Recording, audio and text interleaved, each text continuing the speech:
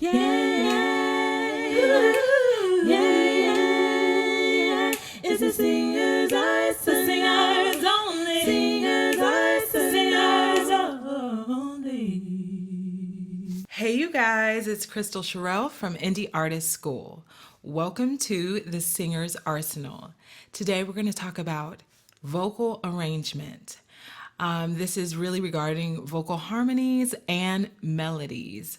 I'm mostly speaking about recording, but also for live. So this works no matter which environment you intend to use this. So before I get into this, I just want to give a true definition of what a vocal arrangement is.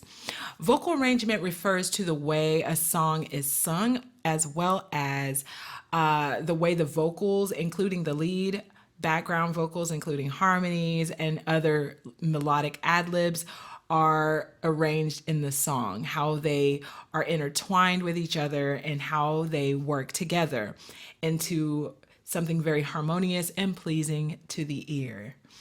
Now, the vocal arrangement is the overall picture. So it's not only harmonies, it's not only drops, such as like ad-libs that you put in spaces between phrases, but it's also just like how everything fits, how the lead is doing and how everything else is following it, or even departing from it and creating its own harmony as well. Okay, so now I keep saying the word harmony. You're probably wondering, what is harmony anyway? So harmony is really a series of notes that are sounded together that build a chord of some kind. Now, more traditionally, it's either a major or a minor chord, but you'll hear some interesting variations that might lead to a seventh, or sometimes even harmonies aren't even building a full chord. It could be like a duet, or a dyad. A dyad is when there's two notes sounded together. A triad is when there's three notes together. And then sometimes you might have a four-part harmony, which is really commonly used in choirs and chorale music, and even traditional classical music will use four-part harmonies with different geared towards different voice types, and each voice type will have its own melody to follow that ends up being a part of the full harmony when sounded together with the others. So yeah, let's talk about how harmonies are built and how they work together. Okay, so one of the things that I think is important to fully communicate about harmonies is something called tonal degrees. Tonal degrees is literally just giving a number to each note that is in a scale. And why this matters is it helps you understand how to build a chord in that scale as well. And there's different inversions to build the same chord. And tonal degrees will help you understand how they're built. And we're going to talk about that in a minute. So tonal degrees basically are assigned with the first note being the tonic note. And the tonic note is the root of the chord and the beginning of the scale. It's usually what the scale is called. So if you're in a C major key, then that C is the tonic note, and it is the root of the entire music. Every time you hear it, it sounds very like it belongs there, and it's usually home. So the second note would be the second degree. So let's just take a C major scale. The second note is the D. It's the second note up, and then the third note is where you start being able to hear a little bit of a harmony there, and that is, if it was a C major scale, that would be E. If it was a minor scale, that'd be a E flat. So it's basically, so that's the major harmony of a dyad in the C, the key of C. Now, if it was a minor, it would be, this is a good dyad. And now this is a pretty tight harmony. They sound really good. They're also spaced very closely. Now, when I say tight harmony, I think it's very important that I explain what that is so you know what I mean. So you could have the exact same notes, but spaced further apart. Here's an example. If I were to do this, okay, it's still C and E, but it doesn't sound as tight now, does it?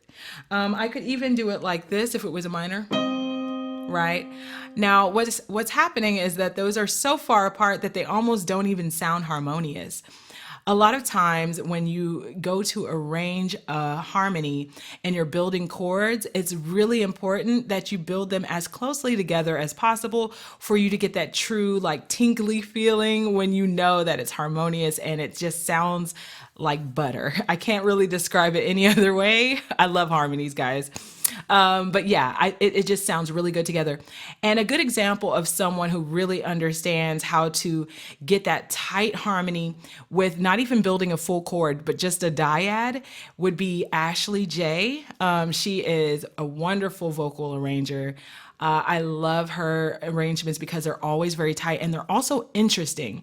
All her harmonies are not just a third away from the root that is sung, and she likes to follow artists who have intricate runs. For example, Tank, and I want to use this example of Tank singing that song about R&B, which is just hilarious in and of itself.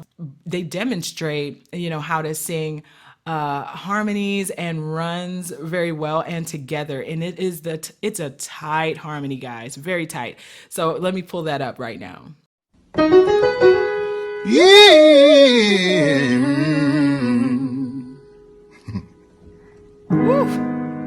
You're R&B singer, can't do this without no auto-tune.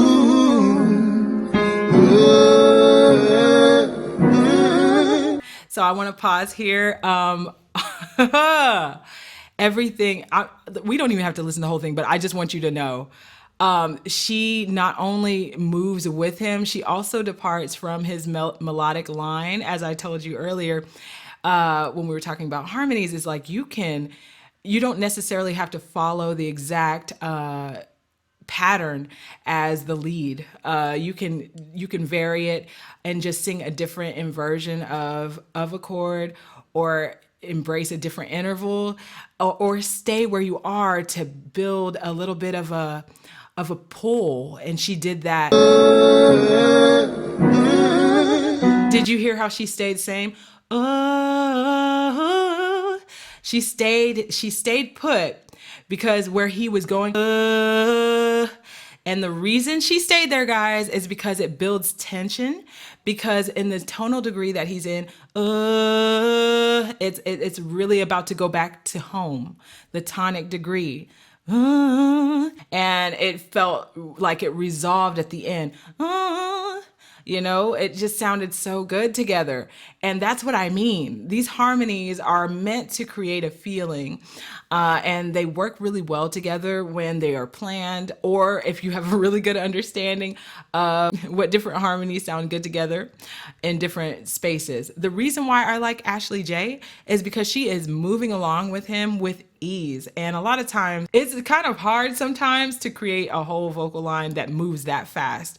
Usually what you'll hear is, more like a little bit of a simple melodic line and, a stack or something like that. But what she's doing is she's first of all, amazing agility on both of their parts. They are able to move between notes very quickly. But you have to have immense pitch accuracy and ability to stay on your pitch to be good at harmonizing. So we talked about how to build a dyad, right? Now, when you're singing in a duet like this, you have to make sure that you're not drifting in pitch to go to the other person's note. In this case, Ashley J is not actually sitting down with Tank in person or anything. She is actually singing this harmony from a video. But either way, she has to focus on her note and be on time with him. And so that takes a lot of skill and training. So it takes a lot of familiarity with pitch training, as well as knowing what your line is going to be. You have to know where they're going to be there with them. So she has to have a really strong understanding of what he's singing to be able to follow him. If you want to be a background singer and you're performing live with someone, you may have a part. Usually it's not just one person, but sometimes that does happen if it's a duet or something like that. But you might be in a chorus where maybe it'll be a line of 3 of you, 4 of you, or something like that, especially in a live concert setting. If you're in a choir, it's different because you'll have a row of your peers all singing the same part, and it's not as difficult to do because you'll have a bunch of people right next to you singing the same notes you're supposed to sing. But in modern day music, usually it's 3 background singers or 2, and they have to hold each of their own notes because neither one of them are singing the same note. So you'll be the only one singing your part. Okay, so that's why ear training is important. And one of the things I like to do to help anybody who's learning how to sing harmonies is to hold one ear so that you can hear yourself louder than the other person next to you. And over time, you can let go of that if you feel really comfortable with your pitch and you know what you're doing. But in the beginning, it's really helpful to do that so that you can focus on your own line. So now let's talk about building those chords up, or a 3-part harmony.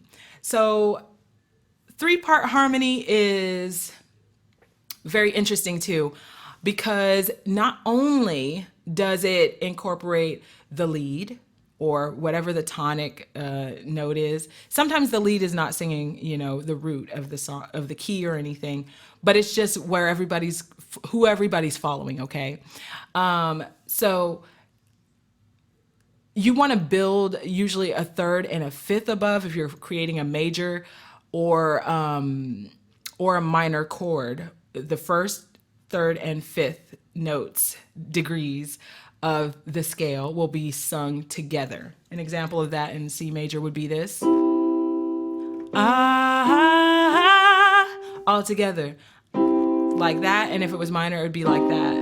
Right? Now, where it gets really interesting is when you incorporate other notes in there with it. You could incorporate a 7th above, which would be like this.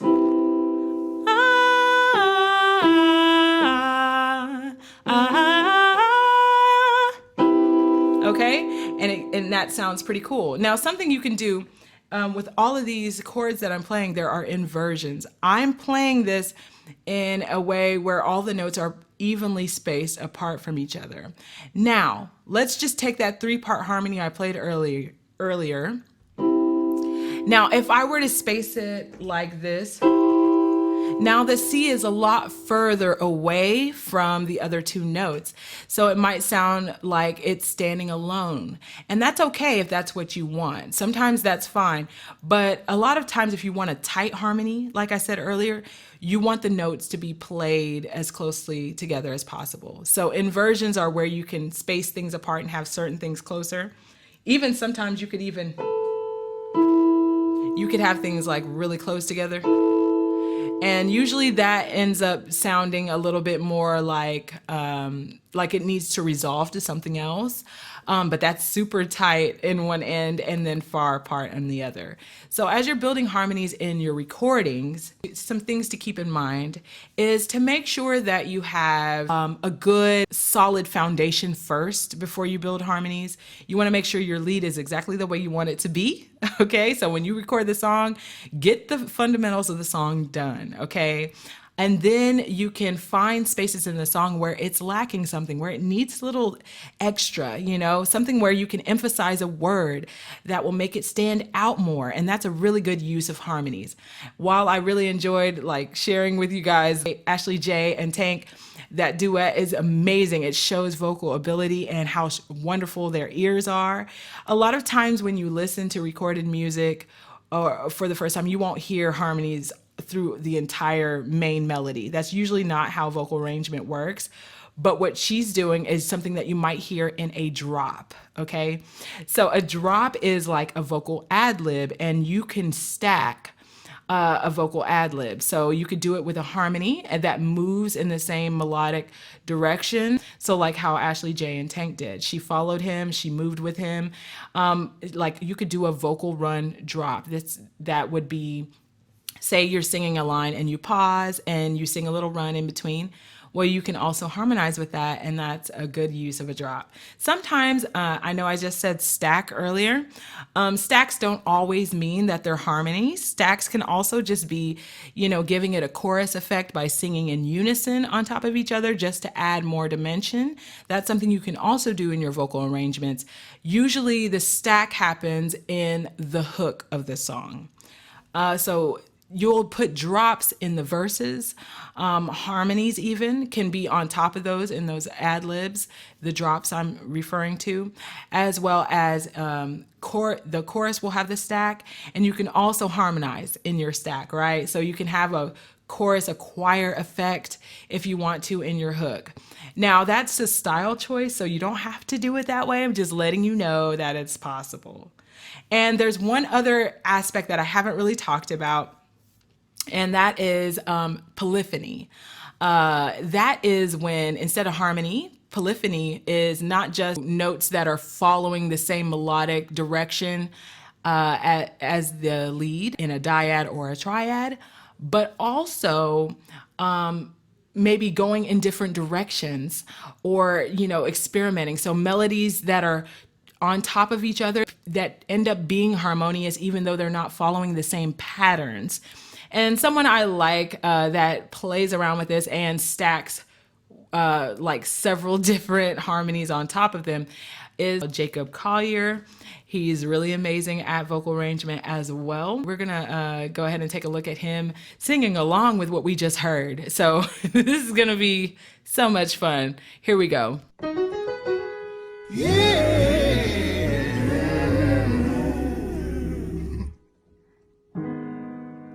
You're R&B singer. Can't do this. Did you hear those drops? So what Jacob is doing is importing drops or ad libs into the harmony. So this is a really good way to differentiate between harmonies and ad libs and how they work together, and a good use of a stack because he's singing bass, baritone, tenor. I heard some soprano in there. Ashley J is singing a true alto part, and Tank is singing that tenor line. And Jacob is even differentiating on the melody a bit in some of the vocal lines that he's doing. It's a lot going on, but listen closely, guys. Here we go. We're going to keep listening. Do this without no auto-tune.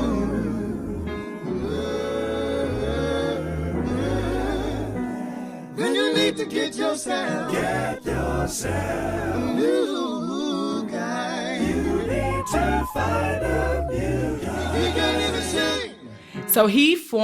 So remember how I said harmonies create chords? So what he did was he transposed another chord on top of the chord that Ashley and Tank were singing. So it gave this real interesting movement to the harmony. So it made it sound like it was going somewhere else. And that's what I mean. Like, you can be very creative with this. The more knowledge you have on music theory, the better, but you can always experiment and try out what works for you. I'm going to listen a little bit more to this because it is just amazing. Okay. Run for the sky, yeah. Don't put me in with your hopes.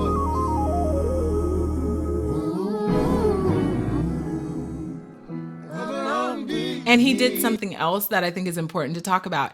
He's not always singing a harmony. Sometimes he's singing unison or an octave above notes that are already being sung to add dimension. And that's usually what you'll find in any 4-part or more harmony, because there's only so many notes in a scale that will sound good together simultaneously, that will build a chord that you can recognize when you hear it. So a lot of times it will be stacked by singing the same note on top of each other, but it really adds dimension. So you guys, the next time you're in the studio, experiment. Also, I recommend if you want to get better at making vocal arrangement and harmonies and ad libs and stuff like that, listen to Brandy. I think she does a really good job of vocal arrangements. She has a lot of juicy drops and harmonies in her music. So definitely do that. If you want to learn more about how to sing and how to sing harmonies for yourself so you can train your ear, go ahead and visit my website and get lessons with me, indie-artist.teachable.com. Also, please don't forget to donate to this podcast by going to anchor.fm/The Singers Arsenal /support. I really enjoy creating content like this for you guys and helping you understand more about your voice and develop your ear so that you can sing the music that you really want to with the voice that you've always wanted. So go ahead and help me keep this podcast going. Your support really matters, you guys. Those of you who have already donated to this podcast, thank you so much. You're a real one. And if you want to be a part of that, go ahead and visit anchor.fm /thesingersarsenal /support. Well, you guys, until next time, have a wonderful day. Yeah, yeah, yeah, yeah. It's the singers, the singers.